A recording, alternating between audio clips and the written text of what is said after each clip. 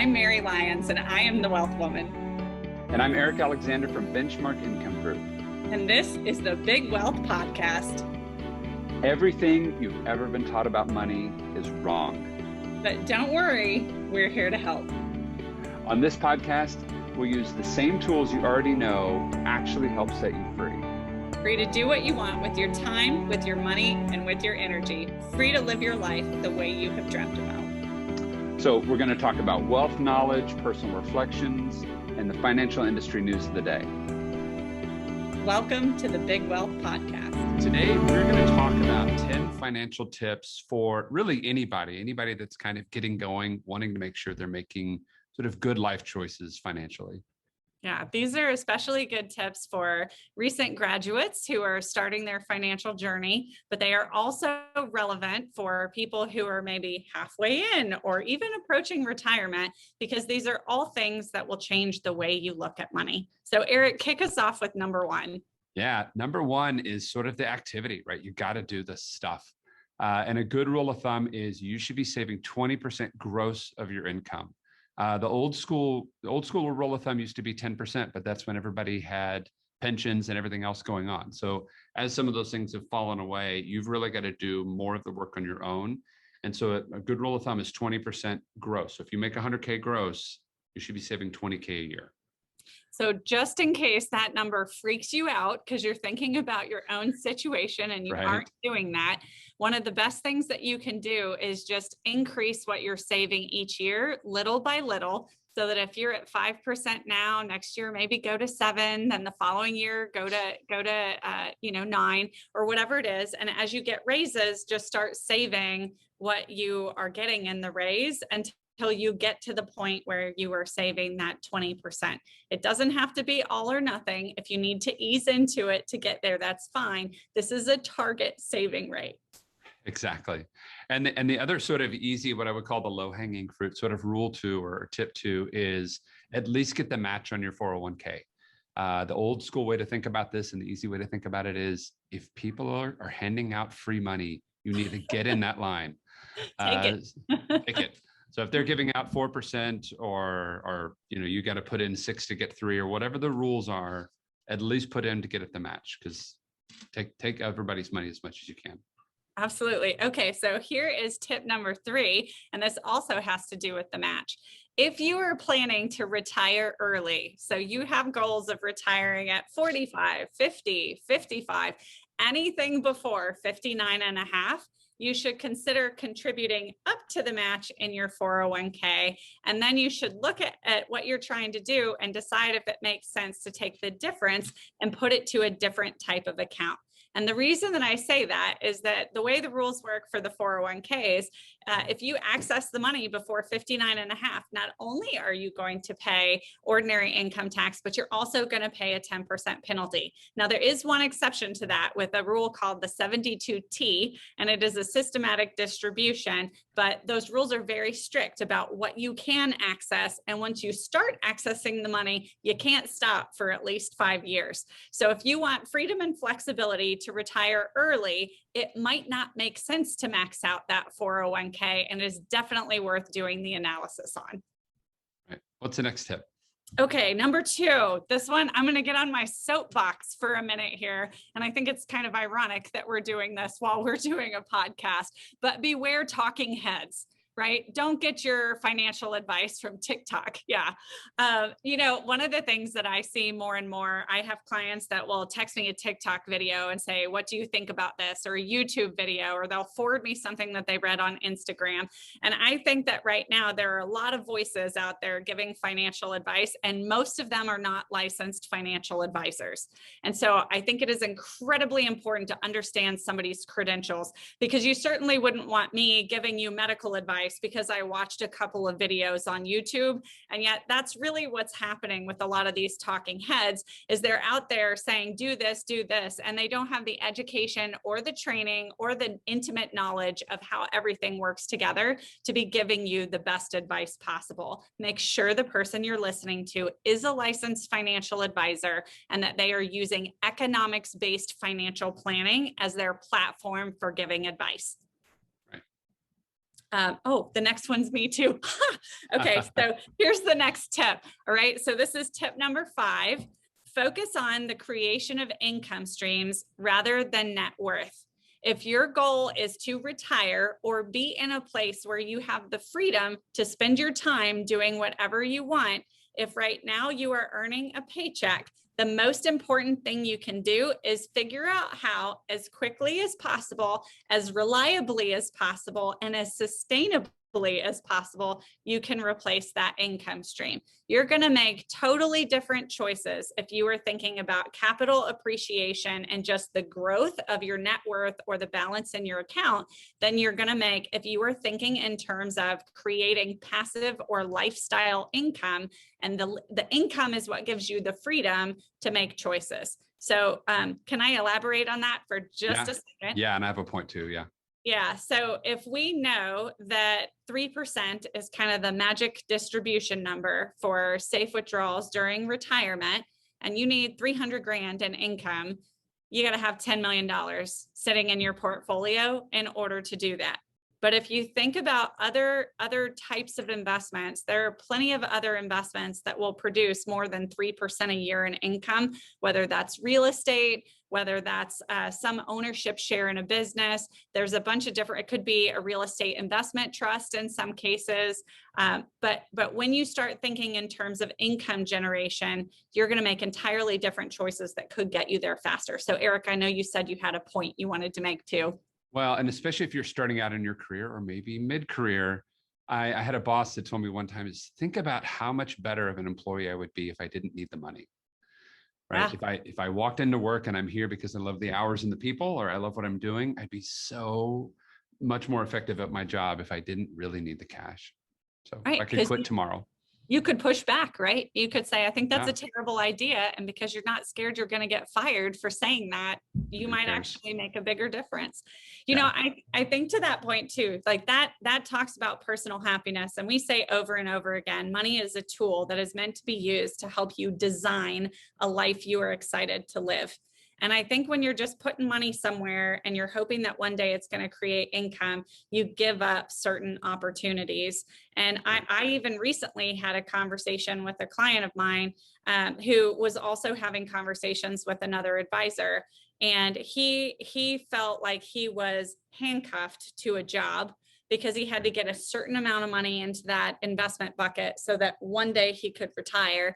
And when he stopped looking at net worth and inefficient distribution strategies and started paying attention to maximizing the income that his investments were producing for him, what he found was he could actually quit a job that he hated immediately without derailing his overarching financial plan. And the issue was that when you think about income from the get-go, you create much more efficient income tools than you do when you're thinking about net worth. So I can't hit that one enough. I know we talk about that a lot on our podcast, but it is so important to have that paradigm shift. So Eric, what's the next one? What you got? That actually leads us into the next one. That's to stay open-minded. I think one of the things that we see a lot of times is, especially for younger grads coming out, hey, I'm going to go talk to mom. And I see what you're saying. I got to go talk to mom and dad about what they're doing. Well, your mom and dad probably are retiring into a very, very, very different world than you're retiring into. If they've got pensions and social and all this other stuff that just kind of comes to them, cash flowing assets that they've produced from somewhere else. They got income. They've got income. Then all of their advice, all of their worldview is colored by that. And so no. All you got to do is X, Y, and Z. Well, X, Y, and Z may not be an option for you. So you've got to think differently about how you approach it, which means you've got to be open-minded about kind of what's going on. And to Mary's point earlier about making sure you're working with licensed financial advisors is make sure that you know the source. If you're getting advice from somebody, make sure you understand what's going on in their world so that you can understand kind of where their advice is coming from. And just because Uncle Joey did it one way doesn't necessarily mean A, that's the only way you can do it. But B, it doesn't also mean that option is open to you. You may have to think differently because the world has shifted. And the problem is, as much as we don't like it, the world keeps bloody shifting. more than we may want. And that's where it kind of leads into that next piece. Go ahead if you need. Well, I was just going to add to that a little bit. We had a guest on an earlier podcast, Sonia Azad, and she did a like a health and wellness retreat. It was a yoga and meditation retreat that I had the privilege of attending. And one of the things that she said at the very beginning of that retreat was approach everything you do with a beginner's mind. Yep. And for me with yoga, that's easy. Like I am not a yogi. I am definitely a novice. And so it's very, very easy for me to approach that with a beginner's mind. And yet when we deal with things like money, I think a lot of times, even though a lot of our clients are really good at making money, they're really good at spending it, growing it and creating income are kind of taking it to the next level. And so I think sometimes what happens is we all tend to get to a place where we have almost this sort of arrival syndrome. Like I've gotten to a certain point, I've kind of made it, I know the things, and then we stop listening. And when we stop listening, we stop learning.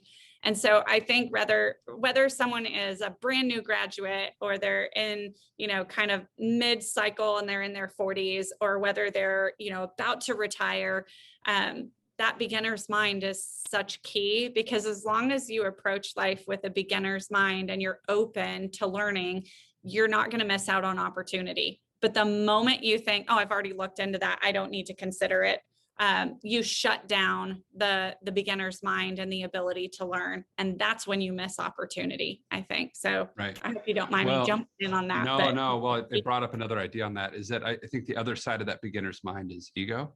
And trying to avoid looking stupid. Like if you're in an office and the guy or the girl, the financial advisor is like, hey, have you ever heard of X, Y, or Z? Or what do you know about X?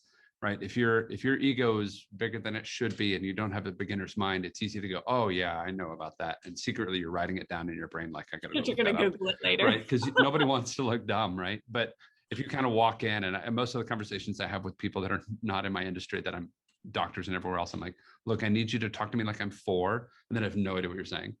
Like, and if you treat me like that, somewhat respectively, but talk to me like I'm 4, then I'm going to make sure I don't miss anything. And if there's something I don't know and I'm wrong, tell me. Like I just want the info. I don't really care about, my ego doesn't have a play in this. Well, and so I'm going to actually kind of go off of that a little bit. This is not one of the official tips, but I think, maybe we said we were going to do 10, but there's actually 11, because I think that one of the things that, and it dovetails nicely, I'm just going to say what you said in a different way, ask the questions, right? I can't tell you, I think there is so much fear of looking stupid when you're talking about money, that a lot of times people don't ask the questions they want to ask when they're sitting in front of us.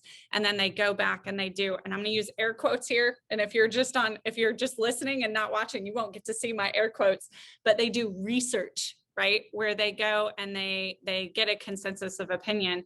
And I think that can be very dangerous, because then you aren't in the moment getting it. Now, I'm not saying don't do that, right? Like it is important to have conversations with people you trust about the decisions that you're making.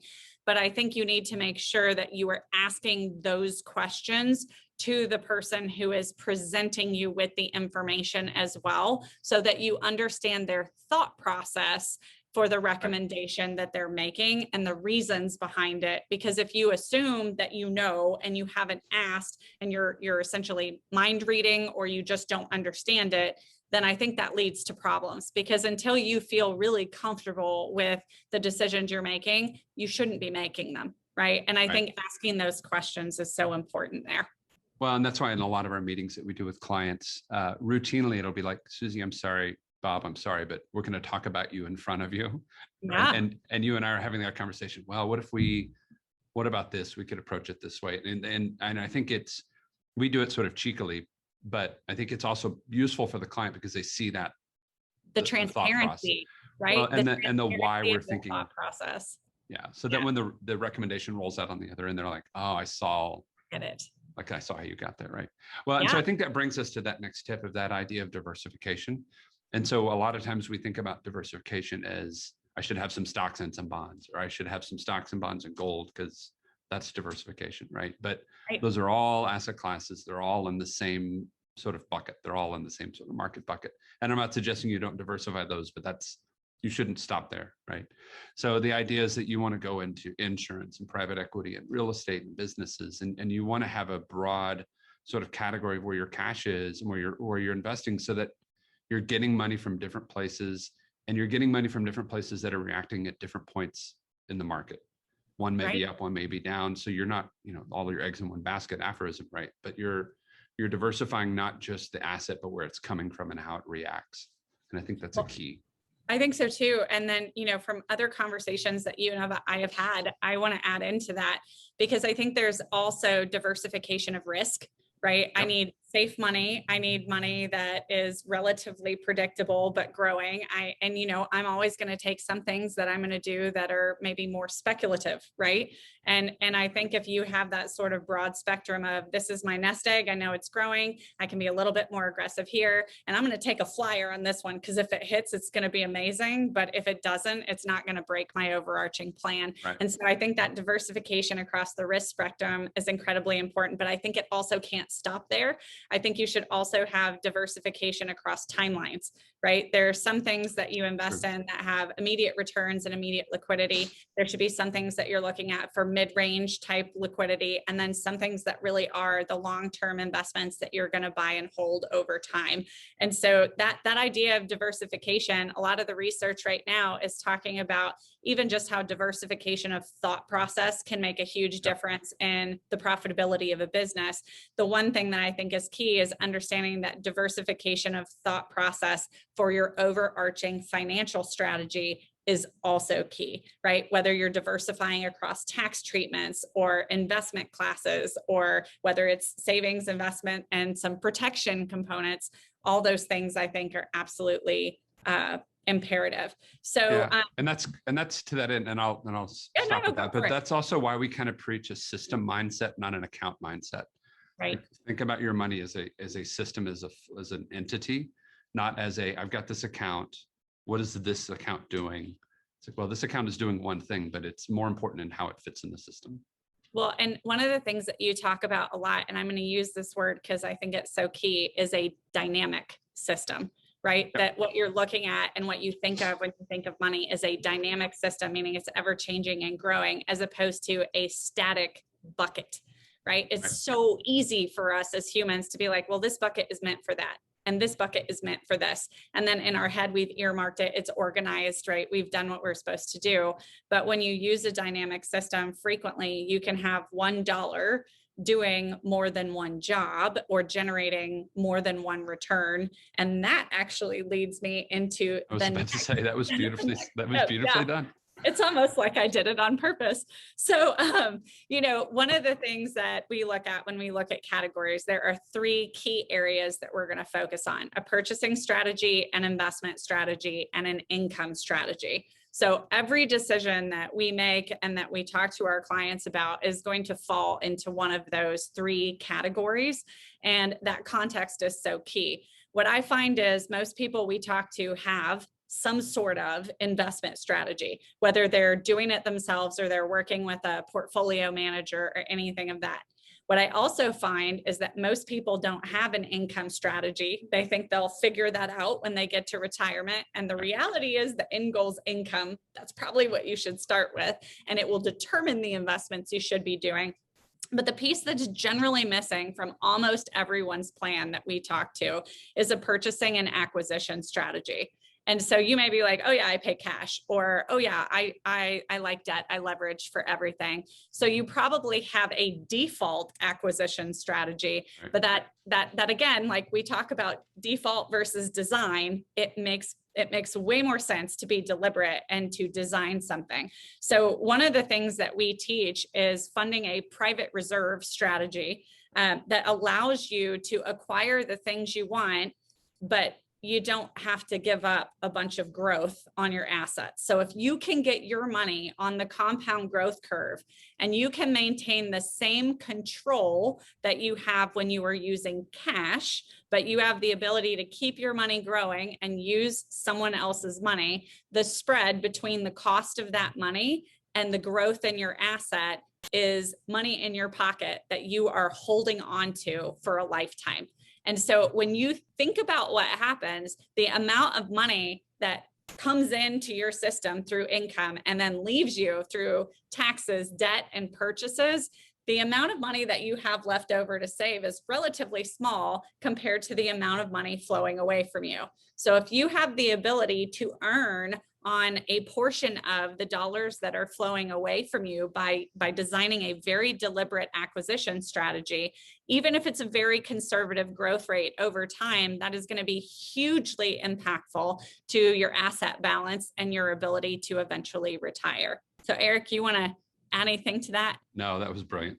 Yeah. All right. So if you have more questions about the purchasing and acquisition strategy, we're actually going to do a full podcast on that here coming up shortly. So just be on the lookout for it, because we will definitely go into that as well. So next one, I think we have 2 left. Yep. So the next tip that I would recommend is read. Right. We did an episode where we talked about some of our favorite books, and that was more, I think, life-changing type of things, not as much a financial focus. But I'm going to share a couple of the books that have been most impactful for me on my own financial journey, and in no real order other than maybe the order that I read them in. The first book that I read that got me really interested in how money worked and questioning the things that we are taught about money was Robert Kiyosaki's Rich Dad, Poor Dad. Yeah, great book. Right. I think I read that when I was about 21, and it made me realize, wow, I have, even growing up with my dad, who's a skeptic and who taught me a lot of these concepts, it's easy sometimes to dismiss what your parents have to say to you. And then you hear it in a different voice and suddenly everything clicks. And for me, that book did it, because it was about money as a dynamic system. It was about focusing on income rather than capital appreciation, and designing a world that really had infinite possibilities when it came to money. And Eric, I know you read that book too, although for both, I think it's been years.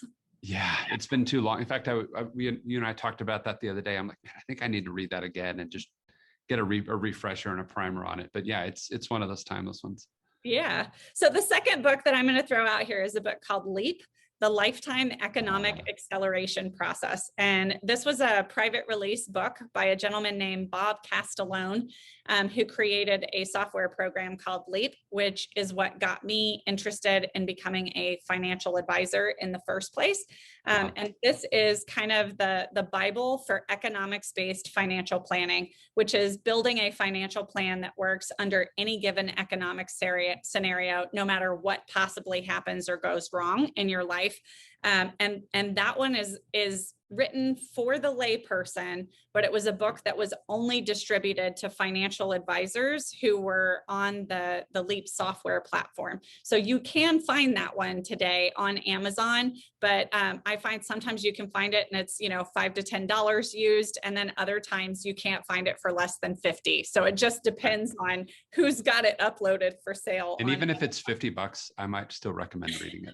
It's really good. It's a great book. Yeah, keep your eyes open for it. It's easy if you're not a financial person to get through that book. He does a good job writing it. And then the third book is Becoming Your Own Banker by Nelson Nash. And if you are interested in the purchasing and acquisition strategy, that might be a good book to start with. I definitely think there's people who use that as a springboard in our industry and they don't understand the underlying concepts. But this one for me completely changed the way I thought about buying real estate, and even buying things like cars or doing a remodel on my home. And that one is huge. And Eric, I think it's the book that got you interested. Yeah. I was just thinking that a couple of months ago, 12 years and 2 months ago, it's the book I read and I was like, oh my gosh, like, why isn't everyone doing this? Like, what how is this, how am I this old and have never heard of this kind of thing? And I've not heard of it. Right. So that's a good one too. And then I've got one more. This book actually just came out towards the beginning of this year, 2021. And it is a book called The Lifestyle Investor by a gentleman named Justin Donald. And where I've had the opportunity to meet Bob Castellone and Nelson Nash, I have not had the opportunity to meet Justin Donald yet, but we may see if we can get him on a future podcast here.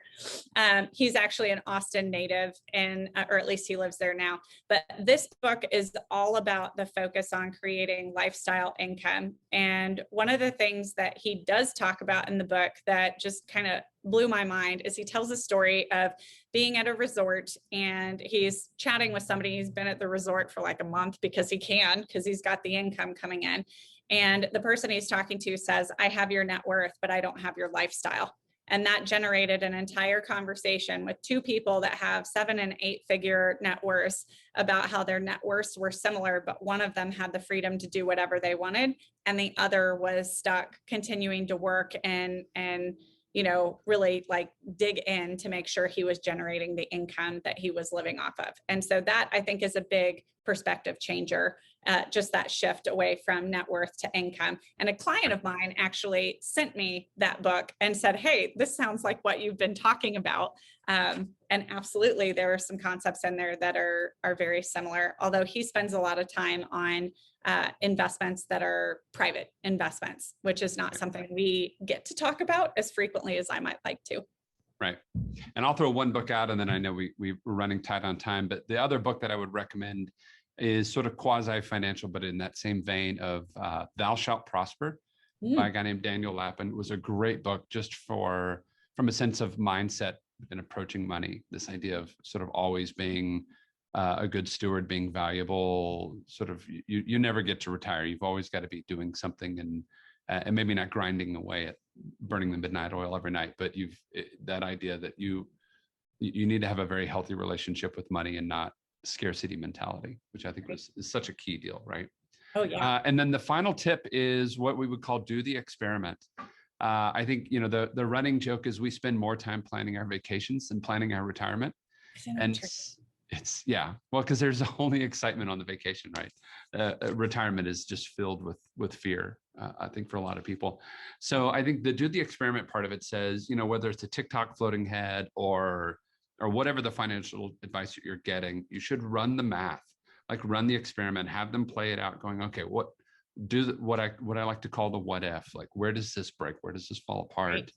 And actually do it, because there's a certain level of understanding basic concepts. And then there's one layer of deeper of understanding how the watch is built. And while I don't think you always have to know how every moving piece works, you need to know enough of the flow so that you can actually play it out, so that you're not just saying, well, I trusted that guy, I trusted that girl, they seemed nice, they seemed smart, right? It's an experiment. Yeah. And actually, to that point, there was a study done years ago, and I couldn't even tell you who did it, just that the results stayed kind of in my mind. And it kind of came out. There was an interview. They basically took a survey of a bunch of people and said, what's most important to you and your financial advisor? And the things that were most important in the financial advisor kind of across the board were relational, as opposed to competency based or integrity based. And I found that to be really interesting. But I also find that when we ask our clients who are coming from another financial advisor, well, how did you find your current financial advisor? The answers are always relational, right? They're not necessarily competency based. And so I think that one of the things that happens is everybody has an opinion, and everybody is willing to tell you their opinion. And sometimes when we hear the same opinion over and over again, we begin to believe that it's fact. But I think doing the experiment is so key, because when you do the experiment, you know the factual answer. And so we talk a lot about the idea of evidence-based financial planning or fact-based financial planning. And so when our clients ask us a question, should I pay off my mortgage early? Should I make extra payments? We want to understand what the goal is. And then we're going to show them, if you do it this way, here's the outcome. If you do it this way, here's the outcome. And if you do it this way, here's the outcome. And then they have all the information they need to make choices. Because if you know what the facts are, you will know what to do. If you don't have all the facts, that's how you end up making bad decisions, because your decisions are based on assumptions. So I think that last one is key. And what a great place to end it, right? What a great place to end it. Hopefully you guys got some value out of this, and we'll see you next time. See you. Thanks.